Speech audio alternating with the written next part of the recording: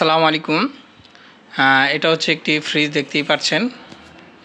এই ফ্রিজটা পুড়ে গিয়েছে। তো এখানে কিছু ফ্রিজ আছে, আপনার কয়েকটা ফ্রিজই আপনার আগুনে পুড়ে গিয়েছে। তো এরকম দেখা যায় অনেক সময় এরকম হয়ে থাকে, ফ্রিজে আপনার পুড়ে যায় বা অনেক সময় এসি বা ব্লাস্ট হয়ে যায়। তো এরকম মাঝে মধ্যেই খবর শোনা যায়। তো এই সমস্ত টুকটাক সমস্যাগুলো মাঝে মধ্যেই পাওয়া যায়। তো এইগুলো খুবই কম হয়। তো এইগুলো হওয়ার কিছু কারণ থাকে। তো এই জিনিসগুলো আমরা অবশ্যই খেয়াল করব। তো এগুলো যদি আমরা খেয়াল করি, অবশ্যই এই সমস্ত সমস্যাগুলো খুবই কম হবে। আমরা যারা ফ্রিজ এসি ব্যবহার করে থাকি, তো এগুলো আমরা অনেকেই জানি না, এগুলো সময় মতন সার্ভিসিং করতে হয়। ফ্রিজ হোক আর এসি হোক, এই দুইটা ডিভাইস বিশেষ করে মাঝে মধ্যেই আপনার সার্ভিসিং করা প্রয়োজন। কারণ এগুলো একটা সময় আছে, যেরকম এসির ক্ষেত্রে বেশি প্রয়োজন হয়ে থাকে। কারণ এসিতে অনেক কম্প্রেসার অনেক হিট হয়ে থাকে বা গরম হয়ে থাকে। তো তখন দেখা যায় এসির যে কম্প্রেসার আছে, এখান থেকে দেখা যায় অনেক সময় ব্লাস্ট হয়ে থাকে। তখন এরকম সমস্যাগুলো হয়ে থাকে, এসিতে আগুন ধরে যায় বা এসির দেখা যায় পুড়ে যায়, এরকম মাঝে মধ্যেই হয়ে থাকে। তো আমাদের যেগুলো করণীয় থাকে, তো এইগুলো টুকটাক মাঝে মধ্যে হতেই পারে। তো এইগুলো যেহেতু ইলেকট্রনিক্স ডিভাইস এবং এইগুলো কম্প্রেসার ব্যবহার করা হয়, আর এই কম্প্রেসারগুলো অনেক হিট হয়, অনেক গরম হয়ে যায়। তো এই কম্প্রেসার বিশেষ করে এসির কম্প্রেসারের ক্ষেত্রে বেশি হয়ে থাকে। তো এইগুলো দেখা যায় আপনার বাহিরে ব্যবহার করা হয়। দেখা যায় এই কম্প্রেসারের উপরে অনেক রৌদ্র পড়ে। তো এই কম্প্রেসার দেখা যায় এরকম স্থানে বসানো যেখানে নাকি রৌদ্রের তাপ খুব কম পড়ে। তো সেই ক্ষেত্রে আপনার এসিও ভালো থাকবে। তো এরকম স্থানে বসানো যেখানে আপনার দেখা যায় ঠান্ডা স্থান, তো কম্প্রেসারের রৌদ্রটা আপনার কম পড়বে। তো এইগুলো যদি আমরা খেয়াল করি, তো তখন দেখা যায় এই সমস্ত সমস্যাগুলো হবে না।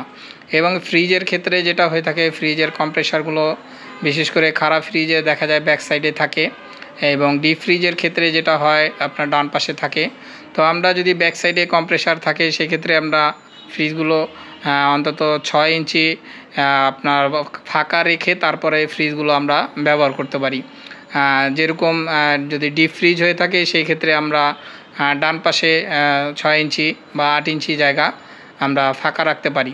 তারপরে যেটা করতে পারি ফ্রিজের ক্ষেত্রে, যেরকম আপনার ফ্রিজের আশপাশে যে ময়লা হয়ে থাকে, তো সেইগুলো আমরা মাঝে মধ্যে বছরে একবার পরিষ্কার করতে পারি। আর এটা দেখা যায় এসির ক্ষেত্রে আমরা যেটা করতে পারি, এসিগুলো আমরা চাইলে মাঝে মধ্যে আপনার সার্ভিসিং করতে পারি। 6 মাস অথবা 1 বছরে একবার অন্তত এসি সার্ভিসিং করতে পারি। কারণ সার্ভিসিংগুলো যদি করেন ঠিক মতন, তো এই সমস্যাগুলো খুবই কম হবে। এরকম ফ্রিজে বা এসিতে আপনার আগুন ধরে যাবে না। তো এইটা আমরা অবশ্যই খেয়াল করে যেন করি, কারণ সার্ভিসিংগুলো না করা হলে এরকম প্রবলেমগুলো আরও বেশি হয়ে থাকে। বিশেষ করে যখন দেখা যায় গরমের সময় আসে, অতিরিক্ত গরম পড়ে, তখনই কিন্তু এই সমস্যাগুলো বেশি হয়ে থাকে।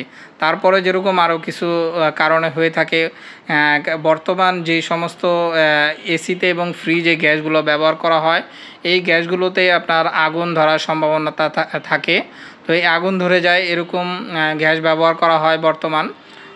তো আগে যেই গ্যাসগুলো ব্যবহার করা হতো, তো এইগুলোতে আগুন ধরার সম্ভাবনা থাকতো না। তো এইগুলো আমরা অবশ্যই খেয়াল করব যখনই একটা ইলেকট্রনিক্স ডিভাইস সমস্যা হবে।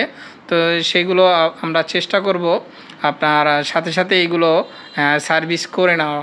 কারণ সাথে সাথে সার্ভিসটা করলে তো সমস্যাটা বাড়বে না এবং এই সমস্ত সমস্যাগুলো হবে না। তো অবশ্যই এই জিনিসগুলো আমরা খেয়াল রাখবো। তো এই জিনিসগুলো আমরা যদি ঠিক মতন খেয়াল রাখি, তো আশা করা যায় ফ্রিজে এবং এসিতে কোনো প্রকার দুর্ঘটনা হবে না। কারণ দুর্ঘটনা হওয়ার সম্ভাবনাটা তখন কমে যায়।